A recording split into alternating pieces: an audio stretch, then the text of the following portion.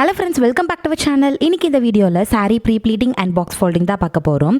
So இந்த தடவை வந்து பார்த்தீங்கன்னா இந்த ப்ரீவியஸ் வீடியோவில் saree pre-pleating and box folding வந்து நான் நிறைய டெக்னிக்ஸ் வந்து யூஸ் பண்ணி உங்களுக்காக வீடியோஸ் நான் நிறைய போட்டிருந்தேன்.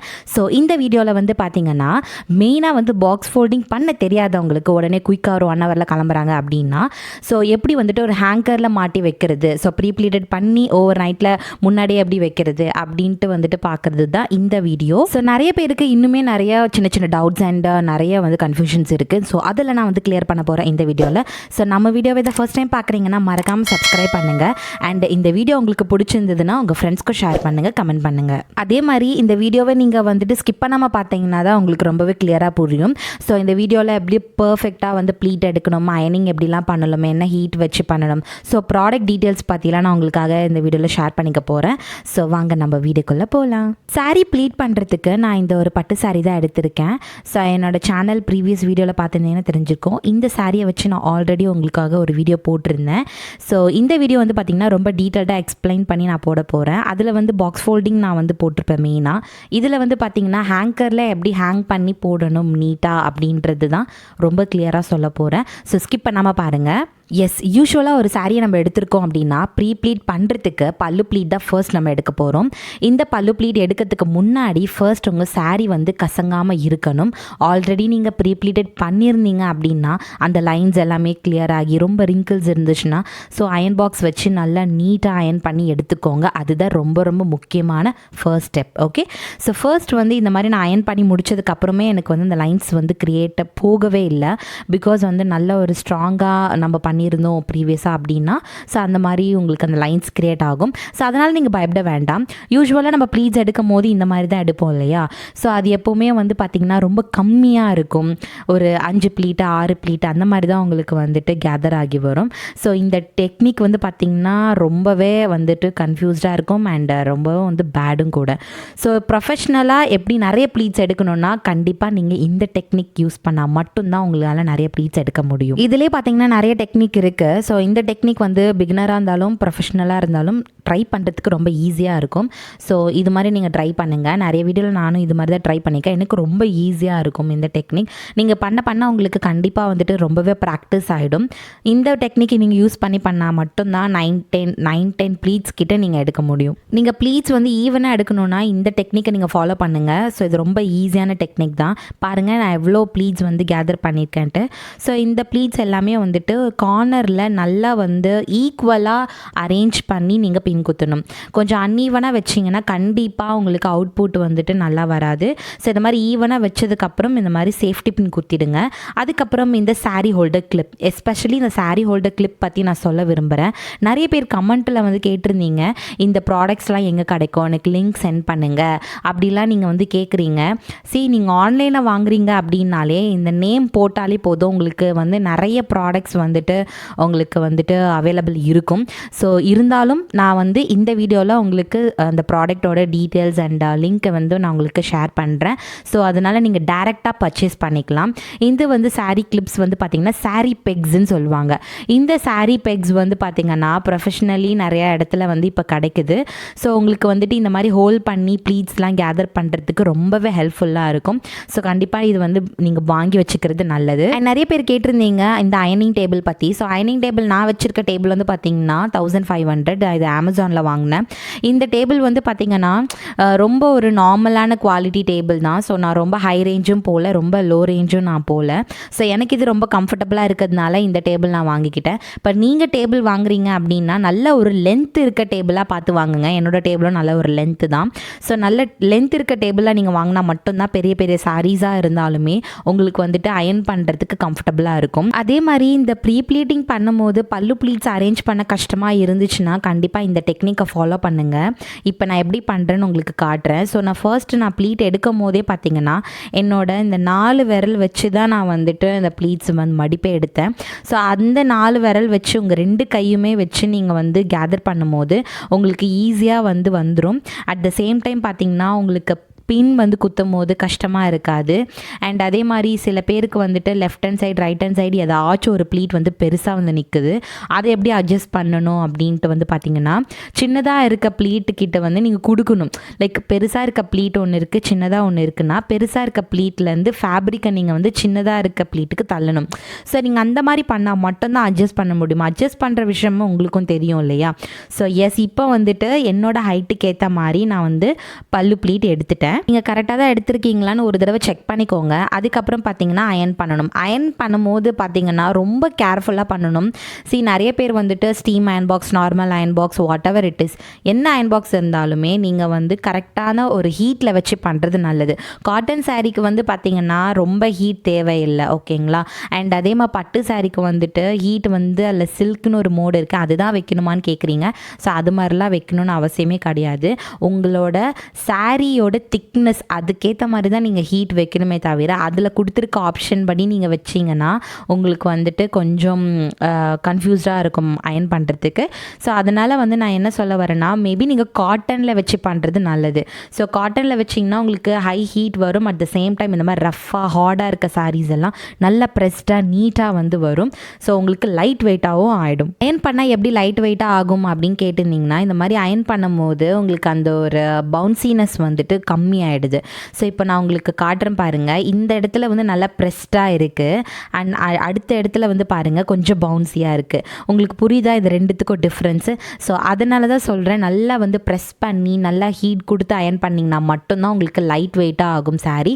ஸோ நீங்கள் டே ஃபுல்லாக வியர் பண்ணிக்கிறீங்க அப்படின்னா கூட உங்களுக்கு வந்துட்டு ரொம்பவே வந்து கம்ஃபர்டபுளாக அண்ட் ஈஸியாக கேரி பண்ணிக்க முடியும். இப்போ நான் பல்லு ப்ளீட் வந்து அயன் பண்ணிட்டேன். ஸோ என்னோடய ஹைட்டுக்கு ஏற்ற மாதிரி கரெக்டாக இருக்கான்னு ஒரு தடவை செக் பண்ணிக்கிறேன். ஸோ இந்த லாஸ்ட் பின் வந்துட்டு என்னோடய ஷோல்டரில் பின் பண்ணிவிட்டு அதுக்கப்புறம் வந்து பின் பண்ணலை, ஜஸ்ட் சும்மா மேலே போட்டுட்டு ஹைட் எவ்வளோ இருக்குது, எனக்கு கரெக்டாக இருக்கா, என்னோடய பாடி சுற்றி கொஞ்சம் முன்னாடி இப்படி வச்சுக்கிறதுக்கு கரெக்டாக இருக்கா அப்படின்ட்டு ஒரு தடவை நான் செக் பண்ணிக்கிறேன்.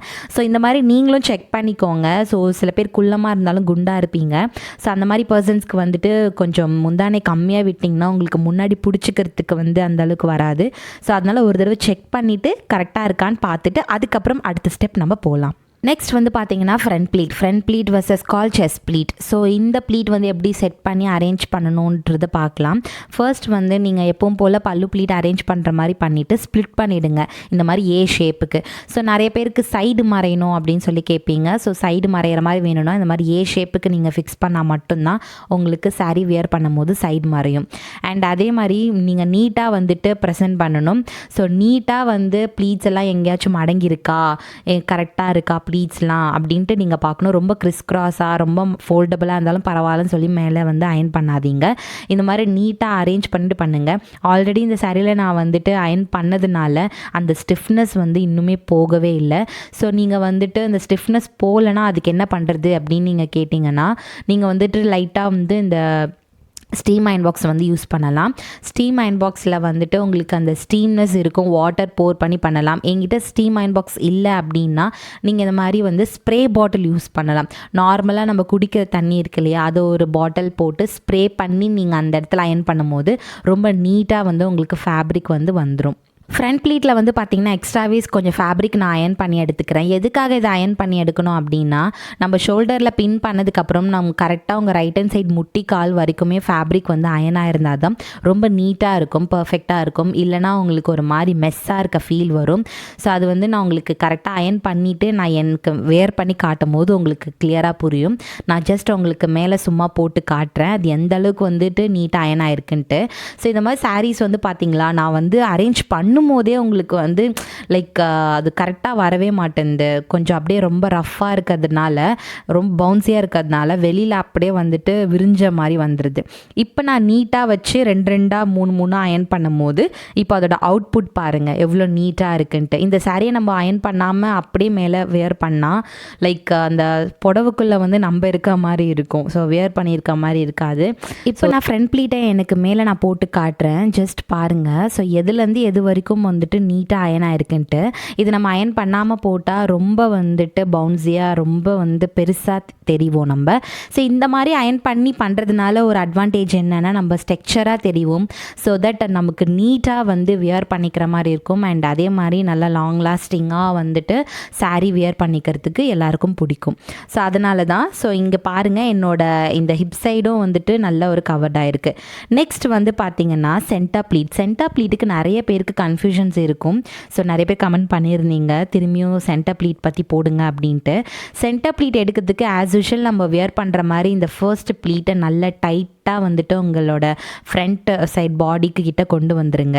கொண்டு வந்ததுக்கப்புறம் பார்த்திங்கன்னா நீங்கள் இந்த இடத்துல வந்து பின் பண்ணணும். அதாவது உங்களோட ரைட் ஹேண்ட் சைடு கிட்ட அந்த பார்டர் கொண்டு வந்துட்டு ஸோ இந்த மாதிரி இப்படி நீங்கள் ஃபேப்ரிக் எடுத்து இந்த மாதிரி ஃபோல்ட் பண்ணிவிட்டு அதுக்கப்புறம் வந்து பின் பண்ணுங்கள். எதுக்காக இந்த மாதிரி பண்ணுறோம் அப்படின்னா சைட் ப்ளீட்ஸ் வந்து நீங்கள் செட் பண்ணுறதுக்கு கரெக்டாக இருக்கும் வியர் பண்ணும்போது. ஸோ அதனால் ரொம்ப சிக்காமல் இருக்கணும்னா இந்த மாதிரி தான் பண்ணணும். நெக்ஸ்ட் வந்து பார்த்திங்கன்னா இந்த உள் சுத்து எடுத்துக்கோங்க. அதாவது ஸ்டார்டிங் ஃபேப்ரிக். இந்த ஃபேப்ரிக் வந்துட்டு கரெக்டாக உங்களோட belly button to belly button அது வந்து அளவு எடுத்து அதுக்கப்புறம் ஒரு பின் பண்ணிக்கோங்க. ஸோ இந்த மாதிரி பண்ணதுக்கப்புறம் வந்து பார்த்திங்கன்னா இந்த 2 பின் இருக்கு இல்லையா, நீங்கள் அந்த ஸ்டார்டிங் பின் அண்ட் எண்டிங் பின் இந்த 2 பின் நீங்கள் குத்திருக்கீங்களே அதை நீங்கள் எடுத்து பார்க்கும் போது நடுவில் வந்துட்டு கொஞ்சம் ஃபேப்ரிக் இருக்கும். இந்த ஃபேப்ரிக் தான் சென்டர் ப்ளீட்டாக நீங்கள் கன்சிடர் பண்ண போகிறீங்க. ஸோ இந்த ப்ளீட்டை தான் நீங்கள் வந்துட்டு அயன் பண்ண போகிறீங்க, ப்ளீட் பண்ண போகிறீங்க. ஸோ இதுக்கு எதாவது சைஸஸ் இருக்கா, நான் கொஞ்சம் குண்டாக இருப்பேன் ஒல்லியாக இருப்பேன், இதுக்கு எதாவது சைஸஸ் இருக்கானா எந்த சைஸஸுமே கிடையாது. ஓகேங்களா. ஸோ சென்டர் ப்ளீட்டை பொறுத்த வரையிலும் எந்த ஒரு சைஸுமே கிடையாது. சின்னதாக எடுத்திங்கன்னா நிறையா வரப்போகுது, பெருசாக எடுத்திங்கன்னா கம்மியாக வரப்போகுது, அவ்வளோதான். ஸோ நிறைய பேருக்கு சென்டர் ப்ளீட்டு வந்து நிறைய ப்ளீட் இருந்தால் அது வந்து வியர் பண்ணிக்கும் போது ரொம்ப அழகாக இருக்கும். நான் எவ்வளோ எடுத்திருக்கேன்னு உங்களுக்கு தெரியுதா? அரவுண்ட் 10 or 11 இருக்கும்னு நினைக்கிறேன். ஸோ இந்த ப்ளீட்ஸ் எல்லாம் எப்படி அரேஞ்ச் பண்ணலாம் பார்க்கலாம். இப்போ இவ்வளோ ப்ளீட்ஸ் எடுத்துகிட்டு நான் வந்து டக்கின் பண்ணேன்னா கண்டிப்பாக என்னோட வயிறு பகுதி வந்து பெருசாக தான் தெரியும். ஸோ அதனால் வந்து இது எப்படி அரேஞ்ச் பண்ணலாம் குயிக்காக அப்படின்னு பார்க்கலாம். இது வந்து ஒன்றுக்கு மேலே ஒன்றா நீங்கள் வந்துட்டு சைட் பை சைடாக வந்து அரேஞ்ச் பண்ண ஸ்டார்ட் பண்ணுங்கள். ஸோ ரொம்ப ஒரு மைன்யூட்டான கேப் இருந்தால் போதும், 1/2 இன்ச்சுக்கும் கம்மியாக அந்த மாதிரி ஒரு மைன்யூட்டான கேப் இருந்தாலே போதும். இது மாதிரி ஸ்ப்ளிட் பண்ணி அரேஞ்ச் பண்ணிவிட்டு பின் செக்யூர் பண்ணிவிடுங்க. பின் செக்யூர் பண்ணும்போது எல்லா ப்ளீட்ஸும் கேதர் ஆகிருக்கா, எல்லா ப்ளீட்ஸும் வந்துட்டு பின் பண்ணியிருக்கோமான்றதை செக் பண்ணிக்கோங்க. நெக்ஸ்ட் வந்து பார்த்திங்கன்னா பாட்டமுக்கு போயிடுங்க. மேலே டாப்பில் பின் பண்ணதுக்கப்புறம் கீழே பாட்டமுக்கு நீங்கள் போயிட்டு லைட்டாக லிஃப்ட் பண்ணி நீங்கள் எல்லா ப்ளீட்டும் ஈஸியாக எடுத்துடலாம். ஸோ ரொம்ப கஷ்டப்படவே வேண்டாம். நடுவில் செட் பண்ணுறது, அதுக்கப்புறம் இங்கே கொஞ்சம் தப்பாகிறது, அங்கே தப்பாகிறது. ஸோ இந்த சென்டர் ப்ளீட்லேயே ரொம்ப நேரம் வந்து டைம் ஸ்பெண்ட் பண்ணணும்னு அவசியமே கிடையாது. ஸோ இந்த மாதிரி நீங்கள் இந்த பாட்டமில் வந்துட்டு இந்த மாதிரி கேதர் பண்ணிவிட்டு பின் பண்ணி அயன் பண்ணிவிடுங்க, அவ்வளோதான். இது ரொம்ப பெரிய விஷயமே கிடையாது. ஸோ நீங்கள் ட்ரை பண்ணும்போது பார்த்தீங்கன்னா இது ரொம்ப பெரிய விஷயமோ, பார்க்க ஈஸியாக இருக்குது, ட்ரை பண்ண ரொம்ப கஷ்டமாக இருக்குதுன்னு நினைக்காதீங்க. நீங்கள் ஒரு 4 தடவை பண்ணிங்கன்னு வச்சுக்கோங்களேன், அது உங்களுக்கு ஈஸியாக வந்துடும். ஸோ எஸ், இப்போ நம்ம வந்துட்டு ஃப்ரண்ட் ப்ளீட், சென்டர் ப்ளீட், பல்லு ப்ளீட் எல்லாமே முடிச்சாச்சு. இது எப்படி வந்துட்டு நம்ம பாக்ஸ் ஃபோல்டிங் பண்ண போகிறோம் பார்க்கலாம். ஆனால் என்னோட பழைய வீடியோஸ்லாம் பார்த்தீங்கன்னா பாக்ஸ் ஃபோல்டிங்லாம் நான் ஆல்ரெடி பண்ணியிருக்கேன். ஸோ இந்த பாக்ஸ் ஃபோல்டிங் வந்து பார்த்திங்கன்னா நீங்கள் எங்கன்னா வெளில போகிறீங்க, பேக் பண்ணி எடுத்துகிட்டு போகணுன்னா தான் உங்களுக்கு அது தேவைப்படும். இன்கேஸ் நீங்கள் உடனே கிளம்புறீங்க அப்படின்னா இந்த மாதிரி ஹேங்கரில் எப்படி வந்துட்டு ப்ளேஸ் பண்ணி வைக்கலாம். நான் நாளைக்கு கிளம்புறேன், ஸோ இன்றைக்கி நைட் வந்து நான் பண்ணி வைக்கணுன்னா ஹேங்கரில் போட்டால் போதும். ஸோ நான் ட்ரேப் பண்ணுறதுக்கு எனக்கு ஈஸியாக இருக்கும். பாக்ஸ் ஃபோல்டிங் எனக்கு வேண்டான்றவங்களுக்கு இந்த வீடியோ. ஸோ இந்த பாட்டை வந்து பார்த்திங்கன்னா மிஸ் பண்ணாமல் ஸ்கிப் பண்ணாமல் பாருங்கள், அப்போ தான் உங்களுக்கு ரொம்ப டீட்டெயிலாக புரியும். ஃபர்ஸ்ட் வந்து நீங்கள் சாரீ எப்பவும் போல் வந்து திருப்பின மாதிரி போட்டுடணும். சென்டர் ப்ளீட்டை சென்டராக வச்சுட்டு அதுக்கப்புறம் திருப்பின மாதிரி போடுங்க. இப்போ இந்த உள் சுத்து வந்து ஃபேப்ரிக்கை நீங்கள் எடுத்து இந்த மாதிரி வந்து மடித்து வச்சிடணும். ஓகேங்களா. ஸோ இந்த மாதிரி வந்து கொஞ்சமாக இந்த கார்னரில் மடிச்சுட்டு ஒரு கனெக்ட் பண்ணிவிடுங்க. அதுக்கப்புறம் எக்ஸ்ட்ராவாக இருக்க ஃபேப்ரிக்கை எடுத்து இன்னொரு கனெக்ட் பண்ணிவிடுங்க. இதுதான் வந்து பேஸ்மெண்ட்டுன்னு சொல்லுவாங்க, basement of box or anything. Okay. So இந்த மாதிரி வந்துட்டு க்ரியேட் பண்ணதுக்கப்புறம் இந்த பல்லு ப்ளீட் இருக்கு இல்லையா, அதை எடுத்து உங்கள் மேலே போட்டுட்டு அந்த ப்ளீட்டுமே ஜிக்ஸாக்காக மடித்து எடுத்துக்கோங்க. மடித்து எடுத்துட்டு இது எப்படி பண்ணணுன்றதை இப்போ நான் உங்களுக்கு காட்டுறேன் பாருங்கள். ஜஸ்ட் அப்படியே எடுத்து டேபிளுக்கு முன்னாடி போட்டுடணும். ஓகேங்களா. ஸோ அந்த பாக்ஸ் கரெக்டாக இருக்கா அப்படின்ட்டு நீட்டாக ப்ளேஸ் பண்ணிவிட்டு இந்த மாதிரி ஃப்ரண்ட்டில் போட்டுட்டு இந்த ஃப்ரண்ட் ப்ளீட்டை வந்து நீட் பண்ணணும். ஸோ அதை கசங்கி இருக்கக்கூடாது. இந்த மாதிரி நீட்டாக பண்ணிவிட்டு கொஞ்சமாக வெளியில் இழுத்து விட்டுக்கோங்க. வெளியில் இழுத்ததுக்கப்புறம் எக்ஸ்ட்ரா இருக்க ப்ளீட்ஸ் எல்லாமே வந்து அரேஞ்ச் பண்ணி உள்ளே வந்து ஒரு மடிப்பு மடிச்சுக்கோங்க. அவ்வளோதான், ரொம்ப ஈஸி. ஸோ இப்போ வந்துட்டு ஒரு கை மாதிரி இப்படி வச்சுட்டு அதுக்கு மேலே நகராமல் இருக்கணும்னு கை வச்சு அப்படி ஒரு மடிப்பு மடிச்சிடுறேன். ஸோ எக்ஸ்ட்ராவாக ஃபேப்ரிக் எதுவுமே வெளியில் தெரியாத மாதிரி மடித்து எடுத்துக்கோங்க. கொஞ்சமாக இருந்தாலும் அதிகமாக இருந்தாலும் அதுக்கேற்ற மாதிரி ஈக்குவலாக மடித்து எடுத்துக்கோங்க. இப்போ இந்த ஃப்ரண்ட் ப்ளீட்டை நான் என்ன பண்ண போகிறேன்னா அப்படியே வச்சுட்டு இந்த ஹேங்கரை எடுத்துக்கிறேன். இந்த ஹேங்கரை எடுத்துகிட்டு என்ன பண்ண போகிறேன்னா ஜஸ்ட் இந்த மாதிரி உள்ளே விட்டுட்டு இந்த சாரியை ஹாஃபாக மடிக்கிற மாதிரி வைக்க போகிறேன். ஸோ இந்த ஹேங்கர் வந்து சாரிக்கு நடுவில் வந்து நான் ப்ளேஸ் பண்ணி வச்சிடுறேன். அதுக்கப்புறம் தான் வந்துட்டு நம்ம ஒன்று பண்ண போகிறோம். ஸோ இப்போ அதுக்கப்புறம் நீங்கள் இந்த மாதிரி மடிக்கும் போது வெளியில் இந்த மாதிரி தெரியுதா ஃபேப்ரிக் இருக்கான்றது கொஞ்சம் நீட்டாக வச்சுக்கோங்க. அவ்வளோதான், வேறு ஒன்றுமே கிடையாது. நெக்ஸ்ட் இந்த மாதிரி சென்டரில் ஹேங்கரை ப்ளேஸ் பண்ணிவிட்டு இந்த பல்லு ப்ளீட் இருக்கு இல்லையா, அதை எடுத்து என்னோடய ஷோல்டரில் ஒரு சப்போர்ட்டுக்கு நான் போட்டுக்கிறேன். அதுக்கப்புறம் இந்த ஃப்ரண்ட்டில் இழுத்து விட்டோம் பார்த்தீங்களா கொஞ்சம் fabric. So front pleat fabric வந்துட்டு என்ன பண்ண போகிறேன் அப்படின்னா கொஞ்சமாக கீழே இறக்கி விட்டுட்டு அதுக்கப்புறம் சாரியை ரெண்டாக மடிச்சுக்கிறேன். ஸோ சாரியை ரெண்டாக மடித்ததுக்கப்புறம் அதுக்கு மேலே வந்து பார்த்திங்கன்னா ஃப்ரண்ட் ப்ளீட்டை நான் வந்து போட போகிறேன். ஸோ ஃப்ரண்ட் ப்ளீட்டை வந்து இப்படி மேலே போட்டுட்டு அப்படியே சுற்றின மாதிரி எடுத்து இந்த பல்லு ப்ளீட்டை எடுத்து இந்த ஹேங்கரில் வந்து நான் சொருகிட போகிறேன். அவ்வளோதான், ரொம்ப ஈஸி தான், ரொம்ப கஷ்டம் கிடையாது. இது யார் வேணாலும் பண்ணலாம். கொஞ்சம் நம்ம அயன் பண்ணது நீட்டாக இருக்கணும் இல்லையா நம்ம ட்ரை பண்ணுற வரைக்கும், அதனால தான் இந்த ஃபோல்டிங். ஸோ நீங்களும் ட்ரை பண்ணுங்கள். கண்டிப்பாக இந்த வீடியோ உங்களுக்கு ரொம்பவே ஹெல்ப்ஃபுல்லாக இருக்கும்னு நான் நினைக்கிறேன். இந்த sari pre pleating easy method and இந்த ஹேங்கரில் போடுற மெத்தட்லாம் உங்களுக்கு ரொம்ப பிடிச்சிருந்ததுன்னா கண்டிப்பாக லைக் பண்ணுங்கள், ஷேர் பண்ணுங்கள், மறக்காமல் உங்கள் ஃப்ரெண்ட்ஸ்க்கு வந்து ஷேர் பண்ணுங்கள். அண்ட் அதே மாதிரி வேறு எந்த மாதிரி வீடியோஸ்லாம் உங்களுக்கு வேணுமோ நீங்கள் மறக்காமல் வந்து எனக்கு கமெண்ட் பண்ணுங்கள். இந்த வீடியோ தான் ஃபர்ஸ்ட் டைம் நீங்கள் பார்க்குறீங்கன்னா மறக்காமல் நம்ம சேனலை சப்ஸ்கிரைப் பண்ணுங்கள். இந்த மாதிரி நிறைய யூஸ்ஃபுல் வீடியோஸ் நான் வந்து உங்களுக்காக போஸ்ட் பண்ணிகிட்டே தான் இருப்பேன். ஸோ எஸ், நிறைய பேர் வந்து சாரீ ப்ரீ ப்ளீட்டிங் சர்வீஸும் வந்துட்டு கேட்டிருந்தாங்க. நாங்கள் அதுவுமே பண்ணிட்டு தான் இருக்கோம். எந்த ஊர்லேருந்து நீங்கள் கேட்டாலும் நீங்கள் கொரியர் பண்ணால் போதும், 1 டேயில் உங்களுக்கு வந்துட்டு நாங்கள் டெலிவரி பண்ணிவிடுவோம்.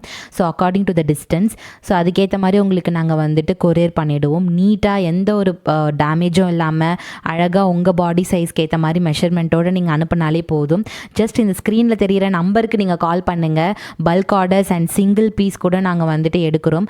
சாரீ உங்களுக்கு மடித்து கொடுக்குறோம். ஒரு ஒகேஷனுக்கு நீங்கள் வேணும் அப்படின்னாலுமே உங்கள் சைஸ்க்கு ஏற்ற மாதிரி நாங்கள் ஃபிக்ஸ் பண்ணி உங்களுக்கு நாங்கள் இந்த சர்வீஸ் ப்ரொவைட் பண்ணிகிட்ருக்கோம். ஸோ மறக்காமல் நீங்கள் இதுக்கு காண்டாக்ட் பண்ணலாம். அண்ட் அதே மாதிரி ஏதாச்சும் ப்ரைடல் என்கொயரி அந்த மாதிரி எந்த ஒரு என்கொயரியாக இருந்தாலும் நீங்கள் வந்து கண்டிப்பாக மறக்காமல் எங்கள் நம்பருக்கு கால் பண்ணுங்கள். அதே மாதிரி என்னோட இன்ஸ்டாகிராம் பேஜ் அக்கௌண்ட்டை நீங்கள் ஃபாலோ பண்ணலைன்னா மறக்காமல் ஃபாலோ பண்ணுங்கள். டிஸ்கிரிப்ஷனில் லிங்க் கொடுக்குறேன், ஸ்க்ரீன்லேயும் உங்களுக்கு அந்த ஐடி கொடுத்துருக்கேன். ஸோ செக் பண்ணி பாருங்கள். அதில் வந்து ப்ரைடல் என்கொயரிஸ் மற்ற என்கொயரிஸ் எல்லாமே நீங்கள் அதில் வந்து பார்த்து தெரிஞ்சுக்க முடியும். மறக்காமல் உங்களோட தாட்ஸை கமெண்ட் பண்ணுங்கள். தேங்க்ஸ் ஃபார் வாட்சிங் ஃப்ரெண்ட்ஸ். பாய்.